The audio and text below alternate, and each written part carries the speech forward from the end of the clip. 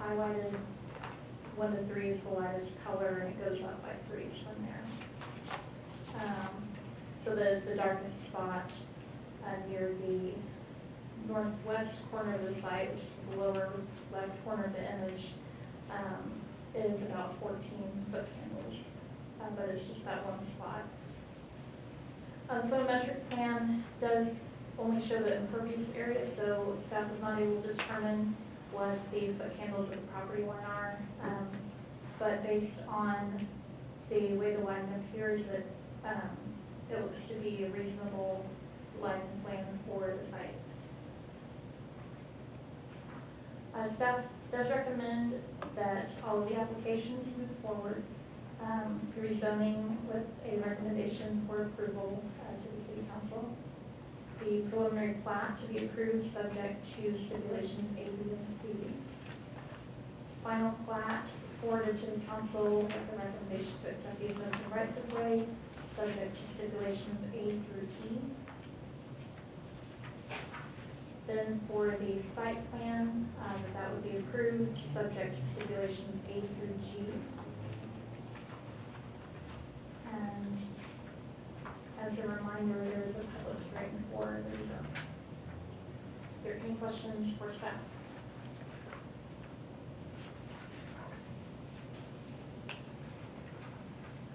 I kind of would like to see a more developed photometric plan.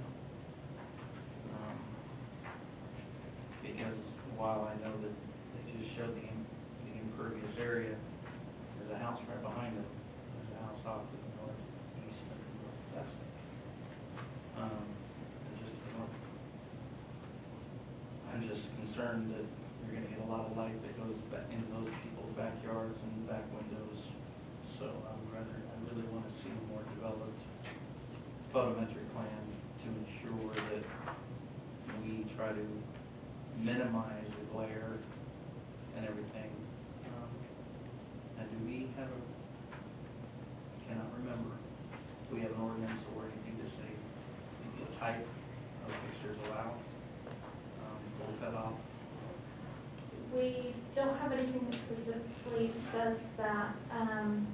What we do have says that all lighting shall be directed where it will not shine onto adjacent properties or into public streets.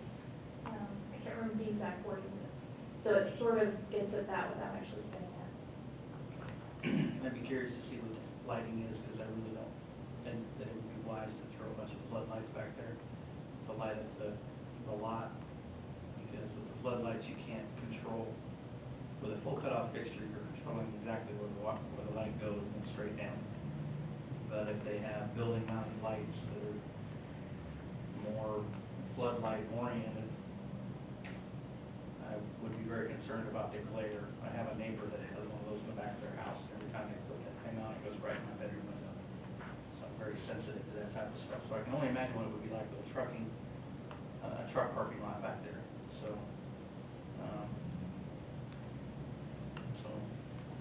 that would be my one concern. Site lighting. And then, is this shadow box fence something that's going to be used all the way around the site, or just around the tire area? I should clarify that. If you look on your screen, it's a little bit difficult to see, but just below the yellow line at the top of the image is a brown line, which represents shadow box fence. It goes around the truck parking lot. It changes to a black line on the front, where it would be a black powder coated chain link fence with the gate and the fencing along that south side of the parking lot, which is the right of the screen. And then the rest of the fence all the way around would be the shadow box. The tire storage area is completely open to the parking lot on the north and the west with no fencing. Which you can see a little bit better in the elevation. So on the west elevation at the top, you can see it's at that left side, the north end of the building is completely open. It's a little harder to see on the north elevation, which is the middle right image. But there is a frame that goes around, and so the wall that you're looking at with the doors is actually farther back than those columns. The roof comes out farther. Then on the east side, which is the lower image, you can see that the about 8 feet high, somewhere in there, the wall extends all the way to the north edge of that tire storage area, which is where the fence would connect in. And then it is open on the top above that extension of the wall between there and the roof.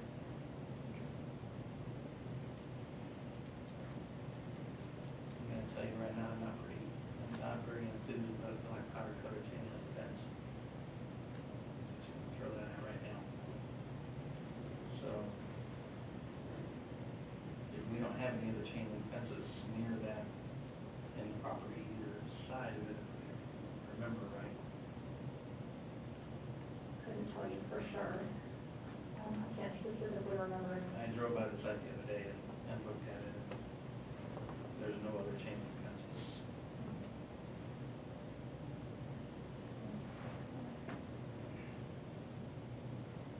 And would that be right along the main artery, busy street?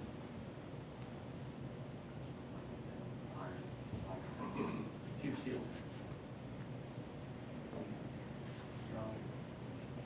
Just along the front.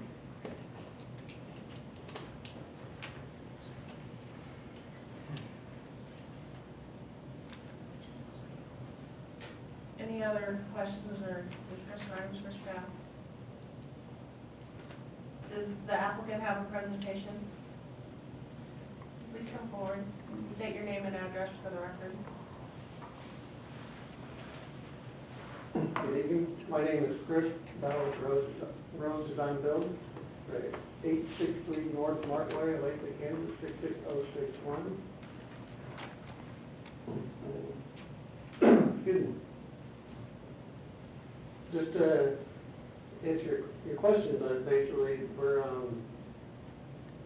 the photometric plan was, unfortunately for me, wasn't submitted until the last minute, so I apologize for this on the previous there. So when it is submitted, we will, through permitting, will address all the photometrics that will meet all the requirements of any light spillage cannot cross the property line. So if anything, if it does spill over, then it will have to be adjusted and changed for what we have. So that issue can be handled later. We fully understand the requirements there, and I apologize for this on the previous area.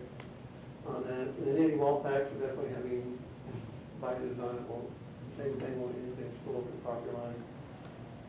As far as the way we design the fencing and the tire storage area that's a concern, another question I heard is, on this subject would be the east side of the tire storage. We continue that masonry wall along the building across that area, 8 feet tall on the lower, remark. On the lower part of the elevation, that's an 8-foot tall wall that's screening anything from the east side of the tire storage area. The requirements on the UDO for exterior tire storage needs to have a wood fence around the tire storage. And then the parking lot itself, being a parking lot, all we're required to have is a chain link fence.